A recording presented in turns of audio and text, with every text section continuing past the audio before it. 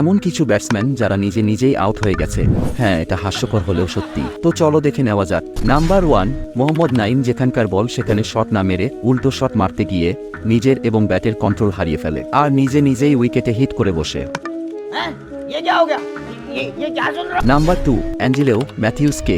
বলার নেক্সট স্টাম্পে বল করে কিন্তু অ্যাঞ্জেলো ম্যাথিউস বলের পেছনেই পড়ে যায় আর এটা ভেবেছিল হয়তো যা হয় করেই হোক বলকে হিট করতেই হবে। বলে তো হিট করতে পারে না কিন্তু উইকেটে হিট করে বসে। ফ্রেশ রিয়াকশনটা একবার দেখো কেমন করছে। যাই হোক, এগুলো তো সব ঠিক আছে, কিন্তু এই ফিল্ডারের কর্মকাণ্ড তা দেখো। লেগ স্ট্যাম্প বলকে আটকানোর জন্য নিজেই দৌড়াতে শুরু করে দিয়েছে। নাম্বার 3টা একটু ক্যাজুয়াল। নাসিম শাহের রসগোল্লাতে বল লাগে আর কন্ট্রোল হারিয়ে উইকেটে হিট করে বসে, কিন্তু তবুও আঙ্গুল দেখিয়ে বলছে এটা অসাধারণ ছিল বস। মনে মনে এটাই ভাবছে হয়তো গার্ড পরে আসেনি, তা কাউকে বুঝতে দেয়নি, ব্যথা করছে প্রচুর। রসগোল্লা দুটো ঠিক আছে তো আবার। তো বন্ধুরা, তোমাদের কাছে সবথেকে ফানি আউট হওয়ার মোমেন্ট কোনটা লেগেছে কমেন্টে জানিও। ধন্যবাদ।